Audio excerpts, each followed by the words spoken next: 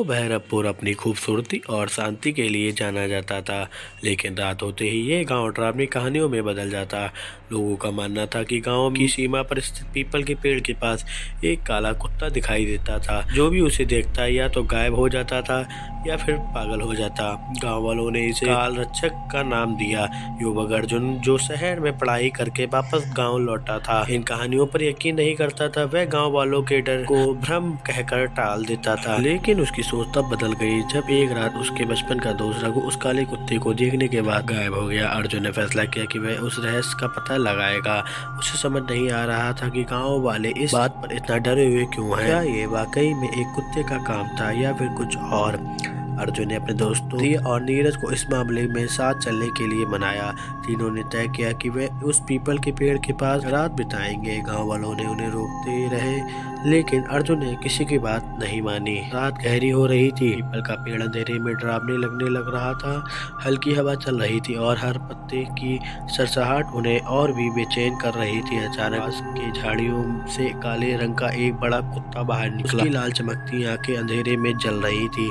ये बस एक साधारण कुत्ता है, अर्जुन ने खुद को समझाने की कोशिश की, लेकिन जैसे ही कुत्ते ने गुर्राना शुरू किया, उन्हें महसूस हुआ कि ये कोई साधारण जानवर नहीं था। कुत्ता धीरे धीरे उनके पास आने लगा। कुत्ते ने अर्जुन की ओर देखा, मानो ये उसे चेतावनी दे रहा हो। अर्जुन ने हिम्मत जुटाकर एक पत्थर उठाया और उसकी ओर फेंका। कुत्ते को छूने से पहले ही हवा में गायब हो गया। अर्जुन और उसके दोस्त हैरान रह गए। गिरिया ने डरते हुए कहा, ये कोई साधारण कुत्ता नहीं है, हमें यहाँ से जाना चाहिए। लेकिन अर्जुन को वापस जाना मंजूर नहीं था। अगर हम भाग गए तो इस रहस्य का कभी पता नहीं चलेगा। नीरज ने ध्यान दिया। कुत्ता उन्हें पेड़ के नीचे बने एक छोटे से गड्ढे की ओर इशारा कर रहा था। वहाँ कुछ लिखा हुआ था। जैसे ही उन्होंने पास जाकर देखा, वहाँ प्राचीन संस्कृत में लिखा था, जो इस स्थान का जानेगा उसे सत्य और मृत्यु दोनों का सामना करना पड़ेगा। अर्जुन ने गाँव के बुजुर्गों से इस काले कुत्ते के बारे में पूछताछ की। अंततः उसे एक पुरानी कहानी सुनने को मिली। 100 साल पहले गाँव का पुजारी काले जादू के चक्कर में पड़ गया था। उसने अपनी शक्तियों को बढ़ाने के लिए एक अनुष्ठान किया, जिसमें उसने एक मासूम कुत्ते की बलि दी। लेकिन वह अनुष्ठान गलत हो गया और उस कुत्ते की आत्मा एक श्राप बनकर गांव पर मंडराने लगी। इस काले कुत्ते की आत्मा को शांत करने के लिए हर अमावस्या पर बलिदान दिया जाता था, लेकिन कुछ सालों पहले ये परंपरा बंद हो गई और तभी से यह आत्मा और ज्यादा उग्र हो गई। अर्जुन ने फैसला किया कि वह इस आत्मा को मुक्ति दिलाकर गाँव को इस श्राप से मुक्त करेगा। उसने रिया और नीरज के साथ मिलकर प्राचीन ग्रंथों को पढ़ा। उन्हें पता चला कि आत्मा को मुक्ति देने के लिए उस स्थान पर पवित्र अग्नि जलानी होगी और उस कुत्ते से माफी मांगनी होगी।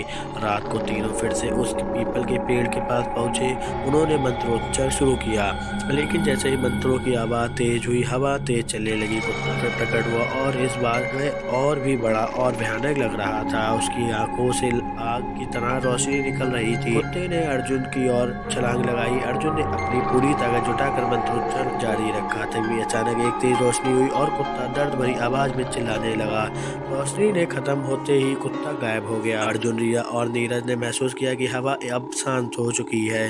पीपल के पेड़ के नीचे एक सुनहरी रोशनी निकल रही थी। वह एक साधु की आत्मा प्रकट हुई, जिसने उन्हें धन्यवाद दिया। साधु ने कहा, तुमने इस श्राप को गांव को मुक्त कर दिया। कुत्ता, उस मासूम जानवर की आत्मा थी जिसे बलिदान के लिए मारा गया था, अब वह मुक्त हो गया है। साधु की आत्मा ने उन्हें आशीर्वाद दिया और गायब हो गई। गाँव वालों ने जब वो ये सुना तो उन्होंने अर्जुन और उसके दोस्त की सराहना की। गांव में अब शांति थी और काले कुत्ते की कहानी इतिहास बन गई। ये कहानी हमें ये सिखाती है कि साहस, दृढ़ता से कोई भी समस्या हल की जा सकती है। लेकिन अर्जुन ने अपने डर का सामना किया और गांव को एक बड़ी मुसीबत से बचाया। ऐसे ही कहानी सुनने के लिए हमारे चैनल को सब्सक्राइब करें।